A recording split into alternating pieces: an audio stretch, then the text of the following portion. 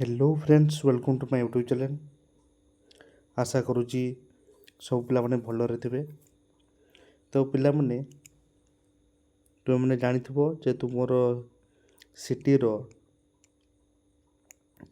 Response seat एवं objection form रो date बाहर सारथिला जहाँकि तुमर 30 अगस्त रु 1 सेप्टेम्बर भितर थिला। तो जो पिला माने ऑब्जेक्शन कर सारिछ जे जार शिफ्ट क्वेश्चन को लेकिन ठीक अच्छे तो तार नॉर्मलाइजेशन मार्क मध्य तुम्हें मैंने पाई सारी। तो जो पिला माने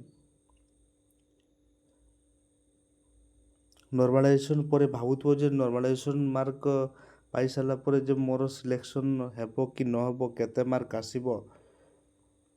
तो पिला माने बहुत सारा कमेंट मते करथिले जे सर आउ नॉर्मलाइजेशन पर मोर मार्क कमी जिवो कि बढ़ी जिवो कि केते ग्रेस मार्क मिलिबो कि ग्रेस मार्क मिलिबोनी। ठीक अछि। तो किछि किछि पिला माने मध्य कमेंट करथिले जे मु अधा क्वेश्चन मु अटेम्प्ट करथिली आ अधा क्वेश्चन मु नॉट अटेम्प्ट करथिली तो मोर केते मार्क रहिबो। तो ताहा भी मैं वीडियो रे मध्य मु कहि देबी। आउ तुमरो केबे रिजल्ट पब्लिश हेबो डेट केबे किंतु डेट एपर्यंत आसीनी मु एक्सपेक्टेड गोटे डेट मु तुमन को कहूची। ठीक अछि। तो केबे आसीबो ताई मध्य मु कहि देबी केते कट मार्क आसीबो तुमरो आर्ट साइंस रो कैटेगरी वाइज ताहा भी मध्य मु ए वीडियो रे कहि देबी। ठीक अछि। तो वीडियो स्टार्ट करिया पूर्व जो माने भी मो चैनल रे प्रथम थर पे आसीचो मो चैनल को सब्सक्राइब करो वीडियो को लाइक करो एवं शेयर करो जो मान तुमर सिटी एग्जाम दे सारिच से सांग मान को तुम्हें शेयर कर। ठीक अच्छे। तो पिला माने प्रथमे आगे आम देख तुम आगे नॉर्मलाइजेशन मार्क कौन। नॉर्मलाइजेशन मार्क हूँ तुमर जो डेट थिला 30 तारीख 1 तारीख भितर। ठीक अच्छे। तुम्हें तुमर रेस्पॉन्स सीट रो गोटे आंसर सीट गोटे पाई सारी माने जे जार शिफ्ट धरिन मोर हूँ फास्ट शिफ्ट मु फास्ट शिफ्ट रे एग्जाम देछि। तो दे सारा पर मोर रेस्पॉन्स सीट गोटे आंसर किए आसीबो मु केते केते को आंसर माने को क्वेश्चन हमर ठीक अछि कि भूल अछि तो मु गोटे जाना पे मो कोटे आंसर सीट आसीबो। तो धरिनियो मोर 100टा क्वेश्चन 100टा क्वेश्चन रु मु मात्र 100टा क्वेश्चन रु मु मात्र 80टा क्वेश्चन अटेम्प्ट करिछि। ठीक अछि। 80टा क्वेश्चन मु अटेम्प्ट करिछि ताहले तुमर 100टा रु 80टा क्वेश्चन अटेम्प्ट करछ आ बाकी केते रहला 20टा क्वेश्चन तुमर रहला 20टा क्वेश्चन तुमर कोन आसीबो नॉट अटेम्प्ट है। तेणु तुम्हें को अटेम्प्ट करन तेणु 11 तुम मार्क किसी कटो ना। ठीक अच्छे। 11 तुम मार्क किसी कटो ना नॉट अटेम्प्ट मार्क किसी कटो ना जब तुम्हें किसी अटेम्प्ट करनी तुम्हें मार्क टोटाली पाइब ना। तुम्हें अटेम्प्ट जहाँ कर मार्क तुम एनालाइसिस हम धरिनिय तुम 80टा क्वेश्चन तुम अटेम्प्ट कर 80टा क्वेश्चन रु। ठीक अच्छे। तुम टोटाल 60टा क्वेश्चन ठीक है। ठीक है 60टा क्वेश्चन तुम ठीक है 80टा क्वेश्चन रु 60टा क्वेश्चन तुम ठीक है तुम 60टा आंसर ठीक देच तार तुम मत कह तार तुम भावुथ जो मोर 60 मार्क रहा कथा 60 मार्क तुम भावुच। तो पिला माने तुम मैंने जानिथिबो जे तुमर सिटी रे माइनस मार्किंग अच्छी जोटा कि तुम नेगेटिव मार्किंग। ठीक अच्छे केते -0.24 इच क्वेश्चन। ठीक अच्छे इच क्वेश्चन। ठीक अच्छे इच क्वेश्चन माने तुमर 4टा क्वेश्चन रे 1 मार्क। ठीक अच्छे 4टा जदि तुम क्वेश्चन जदि भूल हो तुम 1 मार्क କଟିବ। ତାହେଲେ ତୁମେ ମାନେ ଦେଖିଲ ଯେ ତୁମର କେତେ, ତୁମେ 80ଟା କ୍ୱେଶ୍ଚିନ୍ ତୁମେ ଆଟେମ୍ପ୍ଟ କରିଛ, 80ଟାରୁ ତୁମେ ରଖିଛ 60। ତାହେଲେ ତୁମର 60ରୁ 60 ଗଲେ କେତେ 20। ତେଣୁ ତୁମେ 20ଟା କ୍ୱେଶ୍ଚିନ୍ ତୁମେ ଭୁଲ କରିଛ। ତାହେଲେ ଆମେ ମାଇନସ୍ ମାର୍କିଂ କରିବା। ତାହେଲେ 20ଟା କ୍ୱେଶ୍ଚିନ୍ ତାହେଲେ କ'ଣ କରିବା, ଡିଭାଇଡେଡ୍ ବାଇ 4 କରିବା। ତାହେଲେ 4 ହେଲେ କେତେ ହେଉଛି ତୁମର 5, ଠିକ୍ ଅଛି, 5 ହେଉଛି। ତାହେଲେ ତୁମର 60ରୁ 5 ମାଇନସ୍ କରିଦେବ, କେତେ ରହିଲା 55। ତାହେଲେ ତୁମର ଏଇଟା ହେଉଛି ଫାଇନାଲ୍ ରେଜଲ୍ଟ, ଠିକ୍ ଅଛି। ତ ଏଇଟା ହେଉଛି ତୁମର ଗୋଟେ ରେଜଲ୍ଟ ତୁମର ଆସିଲା, ଏଇଟା ହେଉଛି ତୁମର ଫାଇନାଲ୍ ରେଜଲ୍ଟ ବି କୁହାଯିବନି। ନର୍ମାଲାଇଜେସନ୍ ହେଇସାରିଲା ପରେ ସେ ଭିତରେ ତୁମେ ଏଇଟା ତୁମେ ସେଟା ମାର୍କଟା ପାଇଗଲ। ତାପରେ ତୁମେ ଅବଜେକ୍ସନ୍ କରିବ, ଠିକ୍ ଅଛି। ଅବଜେକ୍ସନ୍ ହେଉଛି, ଧରିନିଅ ମୋର ଫାର୍ଷ୍ଟ ସିଫ୍ଟରେ ଯେଉଁ 80ଟା କ୍ୱେଶ୍ଚିନ୍ ମୁଁ ଆଟେମ୍ପ୍ଟ କରିଛି, ସେ 80ଟା କ୍ୱେଶ୍ଚିନ୍ ଭିତରୁ 10ଟା କ୍ୱେଶ୍ଚିନ୍ ରଙ୍ଗ ଅଛି, ମାନେ କ୍ୱେଶ୍ଚିନ୍ ରଙ୍ଗ ଅଛି।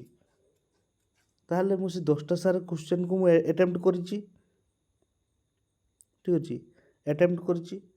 ତାହେଲେ ସେ 10ଟା ସାରା ଆଟେମ୍ପ୍ଟକୁ ମୁଁ ଅବଜେକ୍ସନ୍ରେ ମୁଁ ସବମିଟ୍ କରିବି, ଅବଜେକ୍ସନ୍ ମୁଁ କରିବି। ଯଦି ମୋ ସିଫ୍ଟରେ, ମୋ ଫାର୍ଷ୍ଟ ସିଫ୍ଟରେ ଯଦି ତ ସବୁ ପିଲାମାନେ ଯଦି ସେଇ 10ଟା ସାରା କ୍ୱେଶ୍ଚିନ୍କୁ ବା ସେଇ 10ଟା ସାରା ମୋର ଫାର୍ଷ୍ଟ ସିଫ୍ଟରେ ଯଦି ଅଧା ବି ପିଲା ବି ଯଦି ସେଇ 10ଟା ସାରା କ୍ୱେଶ୍ଚିନ୍କୁ ଯଦି ଅବଜେକ୍ସନ୍ କରିଥିବେ, ତାହେଲେ ମୋର ମାର୍କ ବଢ଼ିବ। ତାହେଲେ ମୁଁ ଧରିନିଅ ତୁମକୁ ସେତେବେଳେ କେତେ କଲି, ମୋର ଧରିନିଅ 55 ଥିଲା, ତାହେଲେ ମୋର +10 ହେଇଗଲା। ତାହେଲେ ମୁଁ କେତେ ରଖିଲି ନା 65 ମୁଁ ରଖିଲି, ହେଲା। ତେଣୁ ମୋର ମାର୍କ ବଢ଼ିଗଲା, ଠିକ୍ ଅଛି।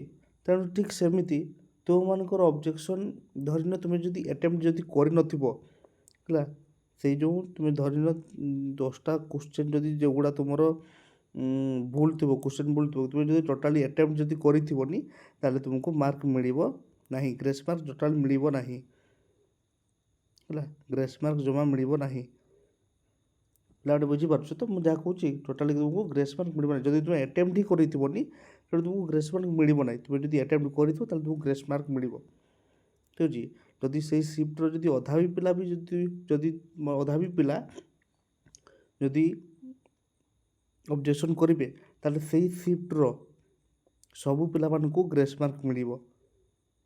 ଯେଉଁମାନେ ଆଟେମ୍ପ୍ଟ କରିଥିବେ ସେଇମାନଙ୍କୁ ମିଳିବ, ଆଉ ଯେଉଁମାନଙ୍କୁ ଆଟେମ୍ପ୍ଟ କରିଥିବେନି ସେମାନଙ୍କୁ ଟୋଟାଲି ମାର୍କ ମିଳିବ ନାହିଁ, ଠିକ୍ ଅଛି। ତ ଯେଉଁମାନେ ବି ମୋର ପ୍ରିଭିୟସ୍ ଭିଡ଼ିଓ ଅବଜେକ୍ସନ୍ ରିଲେଟେଡ଼୍ ଯେଉଁମାନେ ମୋ ଭିଡ଼ିଓ ଦେଖିନାହଁ, ତ ସେମାନେ ମୋ ଭିଡ଼ିଓ ଦେଖିଦିଅ, ଡେସ୍କ୍ରିପ୍ସନ୍ରେ ମୁଁ ଲିଙ୍କ୍ ଦେଇଦେଇଛି, ଠିକ୍ ଅଛି। ତ ସେମାନେ ଯାଇକି ଦେଖିଦିଅ, ଠିକ୍ ଅଛି। ତେବେ ରେଜଲ୍ଟକୁ ନେଇକି ଆମେ ଡିକ୍ଲାରେସନ୍ ତ ଏପର୍ଯ୍ୟନ୍ତ ହେଇନାହିଁ ଯେ ରେଜଲ୍ଟ କେବେ ବାହାରିବ, ଠିକ୍ ଅଛି। ରେଜଲ୍ଟ କେବେ ବାହାରିବ ତାହା କେବେ ମାନେ ଏପର୍ଯ୍ୟନ୍ତ ତ ଡେଟ୍ ଆସିନି। ତ ଏକ୍ସପେକ୍ଟେଡ଼ ମୋତେ ଲାଗୁଛି ସେପ୍ଟେମ୍ବର 15 ସୁଦ୍ଧା, ମୋତେ 15ରୁ 20 ଭିତରେ ମୋତେ ଲାଗୁଛି ତୁମର ରେଜଲ୍ଟ ଡିକ୍ଲାର ହେବ, ଠିକ୍ ଅଛି। ରେଜଲ୍ଟ ତୁମର ଡିକ୍ଲାର ହେବ। ତାପରେ ତୁମର ଫାର୍ଷ୍ଟ ସିଲେକ୍ସନ୍ କେତେ ଯାଉଛି କଟ୍ ଅଫ୍, ତାହା ମଧ୍ୟ ଜଣା ପଡ଼ିଯିବ। ତ ଯେଉଁ ପିଲାମାନଙ୍କର ସେଫ୍ ସ୍କୋର୍, ତ ଆଉ ଗୋଟେ କଥା, ତ ତୁମର ସେଫ୍ ସ୍କୋର୍ କହିବାକୁ ଗଲେ ଅଧିକାଂଶ ପିଲାମାନଙ୍କର ଯେତିକି ଜଣ ମୋତେ କମେଣ୍ଟ କରିଛନ୍ତି, କିଛି ପିଲାମାନଙ୍କର ଆର୍ଟ୍ସରୁ ସାଇନ୍ସ ପିଲାମାନଙ୍କର କଥା କହୁଛି, ମୁଁ ପ୍ରଥମ ଆର୍ଟ୍ସ ପିଲାମାନଙ୍କ କଥା କହୁଛି, ଠିକ୍ ଅଛି। ଆର୍ଟ୍ସ ପିଲାମାନଙ୍କର 30ରୁ 40 ଭିତରେ ଅଧିକାଂଶ ପିଲାମାନଙ୍କର ଅଛି। ନର୍ମାଲାଇଜେସନ୍ ହେଇସାରିଲା ପରେ ତୁମର ଯଦି ଗ୍ରେସ୍ ମାର୍କ ଯଦି ମିଳିଲା, ତେବେ ତୁମର ମାର୍କ ବଢ଼ିଯିବ, ଠିକ୍ ଅଛି। ମାର୍କ ବଢ଼ିଯିବ, ଯଦି ମାର୍କ ବଢ଼ିଲା ତାହେଲେ ତୁମର ସେଫ୍ ସ୍କୋର୍ ମୁଁ ତୁମକୁ କହିଦେଉଛି 40। ଆର୍ଟ୍ସ ପିଲାମାନଙ୍କର ସେଫ୍ ସ୍କୋର୍, ଠିକ୍ ଅଛି। ଯଦି ତୁମେ 40 ପାଖାପାଖି ଯଦି ମାର୍କ ରଖୁଛ, ତାହେଲେ ତୁମେ ପୁରା ସେଫ୍ଲି ରହିବ। ଆର୍ଟ୍ସ କଥା ମୁଁ କହୁଛି। ଆଉ ସାଇନ୍ସ ପିଲାମାନଙ୍କ କଥା କହିବାକୁ ଗଲେ ଠିକ୍ ଅଛି, ସାଇନ୍ସ ପିଲାମାନେ ତୁମମାନେ ମନେ ରଖ, ତୁମର ଯେତିକି ବି ପିଲାମାନେ ମୋତେ କମେଣ୍ଟ କରିଛନ୍ତି ଅଧିକାଂଶ ପିଲାମାନଙ୍କର 35 ପାଖାପାଖି ମାର୍କ ରହୁଛି। ତେଣୁ ତୁମର ସେଫ୍ ସ୍କୋର କଲେ 35ରୁ 45 ଠିକ୍ ଅଛି। ତେଣୁ ତୁମକୁ ଯେମିତି ହେଲେ ବି 45 ପାଖାପାଖି ମାର୍କ ରଖିବାକୁ ପଡ଼ିବ। ହେଲେ 45 ମାର୍କ, କାରଣ ତୁମମାନଙ୍କର ବି ଗ୍ରେସ୍ ମାର୍କ ରହିଥିବ ଠିକ୍ ଅଛି। ତେଣୁ ତୁମମାନଙ୍କର ଯଦି କିଛି କ୍ୱେଶ୍ଚନ୍ ଯଦି ଭୁଲ ଭାଲ ଥିବ ତାହେଲେ ତୁମେ ସେଇଟା ଗ୍ରେସ୍ ମାର୍କ ପାଇବ। ଆଉ ଯଦି ତୁମେ କିଛି ଆଟେଣ୍ଡ କରିଥିବ ତାହେଲେ ତୁମକୁ ମାର୍କ ମିଳିବ ନାହିଁ ଠିକ୍ ଅଛି। ତେଣୁ ତୁମର ସେଫ୍ ସ୍କୋର ହେଉଛି 45 ସାଇନ୍ସ ପିଲାମାନଙ୍କର। ତେଣୁ ଏଇଟା ହେଉଛି ତୁମର ସେଫ୍ ସ୍କୋର ଠିକ୍ ଅଛି। ତ ସେଇ ହିସାବରେ କ୍ୟାଟେଗୋରୀ ୱାଇଜ୍ ମୁଁ ବର୍ତ୍ତମାନ ଏବେ କହିପାରିବି ନାହିଁ ଯେ କେଉଁ କ୍ୟାଟେଗୋରୀର କେତେ ମାର୍କ ଯିବ, କେଉଁମାନେ କେତେ ସେଫ୍ଲି ରହିବେ। ତ ମୁଁ ଆର୍ଟ୍ସ ଆଉ ସାଇନ୍ସ ପିଲାମାନଙ୍କ କଥା କହିଦେଉଛି, ଯେକୌଣସି କ୍ୟାଟେଗୋରୀ ହେଉ ଠିକ୍ ଅଛି। ତୁମର ଆର୍ଟ୍ସ ପିଲାମାନଙ୍କର ରହୁଛି 40 ମାର୍କ, ଯଦି ତୁମେ ଯଦି ରଖିବ ତାହେଲେ ସେଇ ପାଖାପାଖି ହେଲେ ତୁମେ ସେଫ୍ଲି ରହିବ। ସାଇନ୍ସ ପିଲାମାନଙ୍କର ହେଉଛି 45 ଯଦି ପାଖାପାଖି ରହିବ ତାହେଲେ ସେଫ୍ ରହିବ। କ'ଣ ପାଇଁ ନା ତୁମର ପ୍ରିଭିୟସ୍ ଇୟର୍ର କଟ୍ ଅଫ୍ ମାର୍କକୁ ଦେଖିକି କି ମୁଁ ଏଇ ଭିଡ଼ିଓଟି ବନଉଛି। ତ ଯେଉଁମାନେ ବି ମୋ ପ୍ରିଭିୟସ୍ ଭିଡ଼ିଓ ଯେଉଁମାନେ ବି ଦେଖିନାହଁ ଠିକ୍ ଅଛି, ତାର ମଧ୍ୟ ମୁଁ ଲିଙ୍କ୍ ମଧ୍ୟ ଦେଇଦେବି। ତାର କଟ୍ ଅଫ୍ ମାର୍କ ମାନେ କଟ୍ ଅଫ୍ ମାର୍କର ମୁଁ ଭିଡ଼ିଓ ଗୋଟେ ମୁଁ ବନେଇଥିଲି, ଫାର୍ଷ୍ଟ ସିଲେକ୍ସନ୍ର କେତେ କଟ୍ ଅଫ୍ ମାର୍କ ଆସିବ କେତେ ନାହିଁ ତାର ମଧ୍ୟ ମୁଁ ଦେଇଦେଇଛି ଠିକ୍ ଅଛି। ଏଇଟା ହେଉଛି ସେଫ୍ ସ୍କୋର ମୁଁ ତୁମକୁ କହିଦେଲି ଠିକ୍ ଅଛି। ତ ଯେଉଁମାନଙ୍କର ବି ନର୍ମାଲାଇଜେସନ୍ ପରେ ମାଇନସ୍ ମାର୍କିଂ ହେଇସାରିଲା ପରେ ବି ମଧ୍ୟ ତାର ତୁମମାନଙ୍କର ରେଜଲ୍ଟ ଯଦି 40 ପାଖାପାଖି ରହୁଛି, ଆର୍ଟ୍ସ ସାଇନ୍ସ ପିଲାମାନଙ୍କର 45 40 ଭିତରେ ରହୁଛି, ତେଣୁ ତୁମମାନେ ପୁରା ସେଫ୍ଲି ରହିବ ଠିକ୍ ଅଛି। ତ ମୁଁ ଏହାର ନେକ୍ସଟ ଭିଡ଼ିଓ ଯେତେବେଳେ ତୁମର ରେଜଲ୍ଟ ଯେବେ ଡିକ୍ଲେୟାର ହେବ, ତାର କଟ୍ ଅଫ୍ ମାର୍କ ତୁମର କେତେ କ'ଣ ଆସିବ ସେତେବେଳେ ମୁଁ ତୁମମାନଙ୍କର ଭିଡ଼ିଓ ଛାଡ଼ିବି ଠିକ୍ ଅଛି। ଜେନେରାଲ୍ SC ST ପିଲାମାନଙ୍କର କେତେ ତୁମର କଟ୍ ଅଫ୍ ମାର୍କ ଆସିବ ଠିକ୍ ଅଛି, ତାହା ମଧ୍ୟ ମୁଁ ତୁମମାନଙ୍କୁ କହିଦେବି ଠିକ୍ ଅଛି।